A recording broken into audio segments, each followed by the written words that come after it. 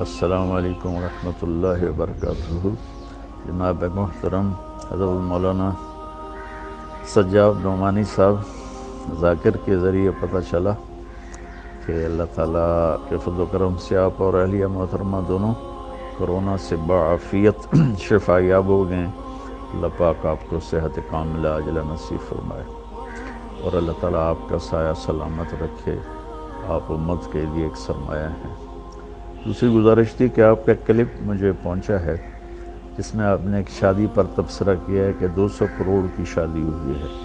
میں آپ سے گزارش کروں گا، میرا میڈیا کے ساتھ سب سے زیادہ تعلق ہے، یہ دجال اور کذاب ہیں۔ میں نے بالکل جھوٹ بولا ہے۔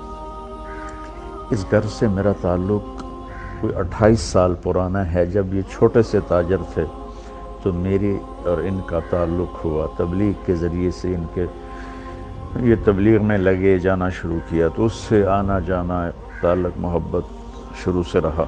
ان کے والدہ کا جنازہ، والد کا جنازہ میں نے پڑھایا،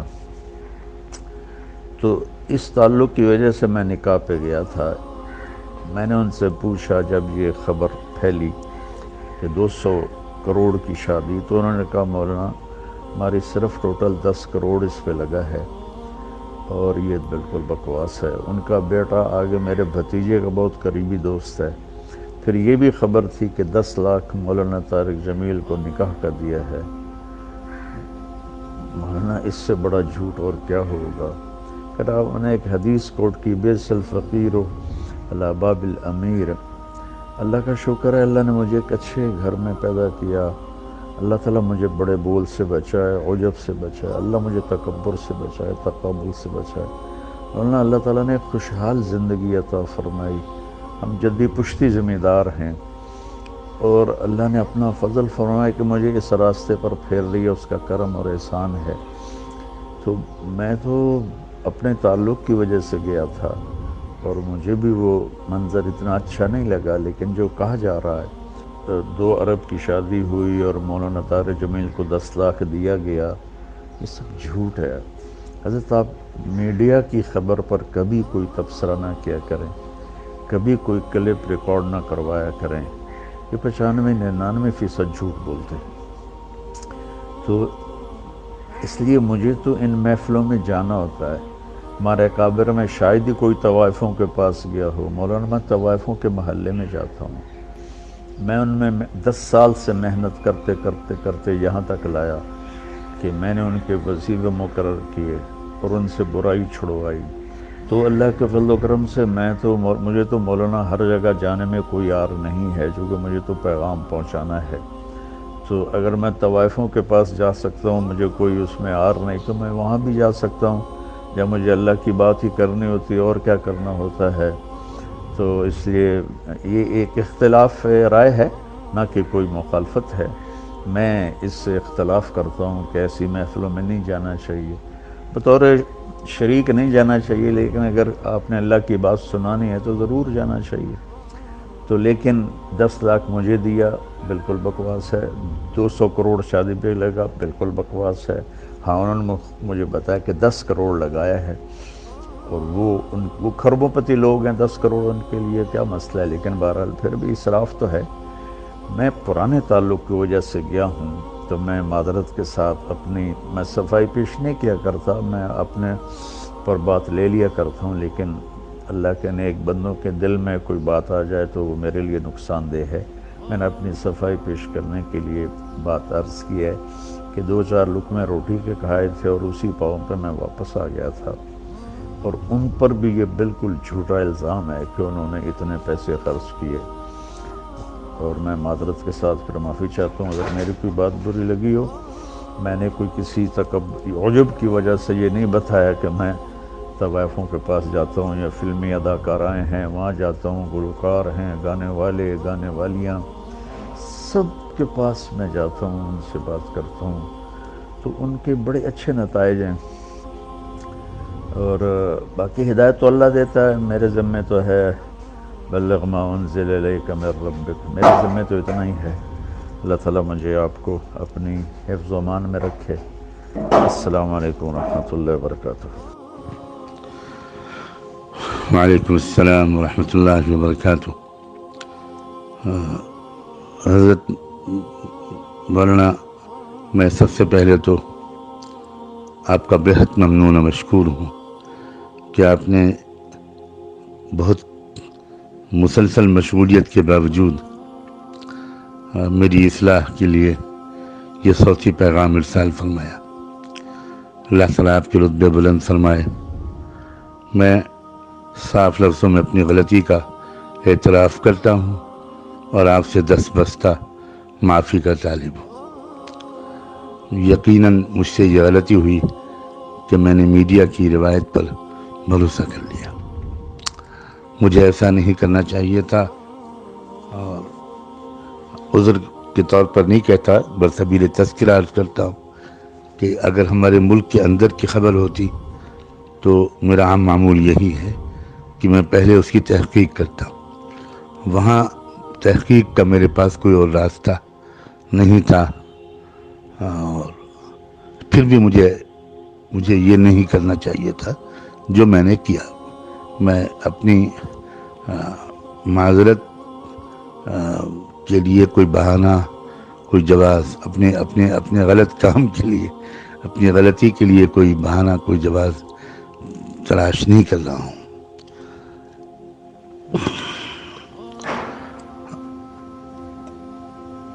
یہ بھی میں تذکرہ کر دوں کہ یہاں ہمارے ملک کی جو صورتحال ہے، حالات ہیں، اس میں ہم لوگوں کو بہت شرمندگی اس لیے بھی ہوتی ہے کہ یہاں کروڑوں کی تعداد میں، بلا مبالغہ کروڑوں کی تعداد ایسے غیر مسلموں کی ہے کہ جو کروڑ پتی ہیں، ارب پتی ہیں، کھرب پتی ہیں، مگر وہ ایسی تنظیموں سے وابستہ ہیں، تحریکوں سے وابستہ ہیں۔ ان کے اندر ایسا شعور، قومی شعور بیدار ہو گیا ہے کہ انہوں نے یہ اس عہد نامے پر دستخط کیے ہیں اور اس عہد کو نبھاتے ہیں کہ وہ اپنے بچوں کی شادیوں پر بہت کم رقم خرچ کریں گے۔ یقین بھی آنا مشکل ہے وہ انسان جو 5 کروڑ 10 کروڑ خرچ کر سکتا ہے، وہ بھی عام طور پر 4-5 لاکھ یا 10 لاکھ سے زیادہ خرچ نہیں کرتا، اور اس پر کڑی نگرانی بھی رکھی جاتی ہے۔ تنظیمیں اپنی ممبرشپ سے ایسے شخص کو نکال دیتی ہیں، اس کا سماجی مقاطعہ، بائیکاٹ کیا جاتا ہے، اور وہ لوگ اپنی وسائل کو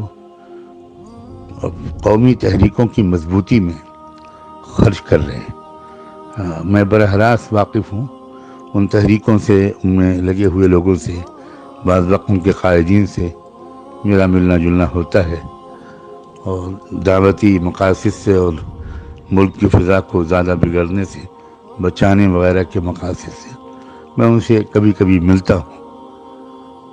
تو یہ باتیں مجھے اندر سے معلوم ہوتی ہیں کہ اس قوم کے اندر، بہت بڑے بڑے سرمایہ داروں کے اندر یہ شعور بیدار ہو گیا ہے کہ ہمیں ان رقموں کو اپنی قوم کی مضبوطی میں استعمال کرنا ہے، اور یہی وجہ ہے کہ وہ کہاں سے کہاں پہنچ گئے۔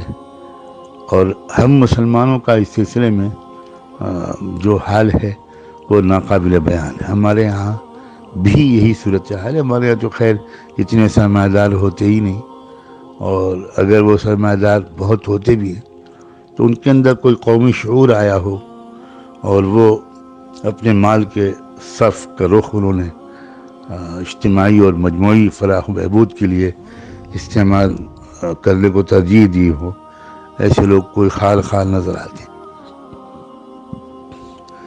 اب میرا چونکہ رابطہ رہتا ہے، تو جب وہ خبر آئی تو مجھ پر یلغار ہوئی، اور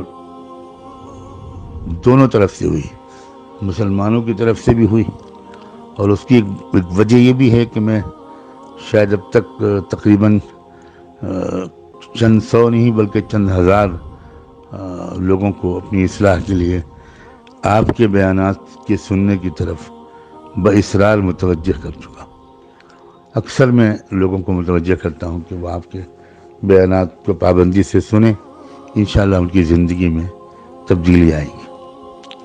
ایسے بہت سے مسلمانوں نے بھی مجھے فون کیا، احتجاج کیا، اپنی حیرت و استعجاب کا اظہار کیا، اور بہت سے غیر مسلموں نے بھی مجھے فون کیا اور اپنے تعجب کا اور ناپسندیدگی کا اظہار کیا.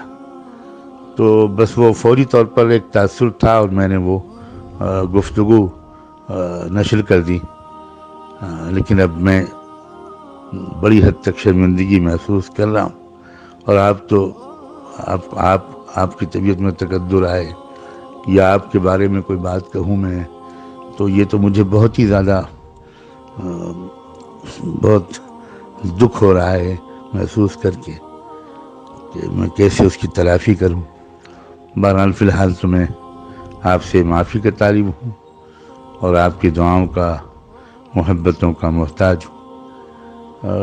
بلا شبہ رائے الگ الگ ہوتی ہے، ذوق الگ الگ ہوتا ہے، اور ہر رائے کی اور ذوق کی بڑی حد تک گنجائش بھی ہوتی ہے. ہم نے اپنے یہاں یہ بھی دیکھا کہ ہمارے جو اکابر ایسی تقریبات میں شرکت نہیں کرتے تھے تو اس سے بھی اصلاح ہوتی تھی. ایسے بھی واقعی نمونے میرے سامنے ہیں کہ ان گھرانوں پر اس کا اثر پڑا کہ بھئی اب ہمیں روش بدلنی چاہیے. تو مقصود تو اصلاح ہے، آپ کا مقصد جو آپ کا طریقہ کار ہے اس سے بھی اصلاحی مقصود ہے، اور جو حضرات دوسرا راستہ اختیار کرتے ہیں ان کا مقصد بھی اصلاحی ہے. اور آپ نے تو خود بھی فرمایا ہے کہ یہ تو اختلاف رائے ہے. بہرحال میں بہت شرمندہ ہوں، مجھے افسوس ہے، لیکن جس پس منظر میں یہاں کے جن حالات سے میں اچانک مجھے اندر ایک داعیہ پیدا ہوا وہ میں نے آپ سے عرض کر دیا. اللہ کرے کہ آپ کا دل بھی صاف ہو گیا ہو. میں آپ کی دعاؤں کا بہت محتاج ہوں. جزاکم اللہ وبارک فیکم ونفعنا بما آتاکم. والسلام علیکم ورحمۃ اللہ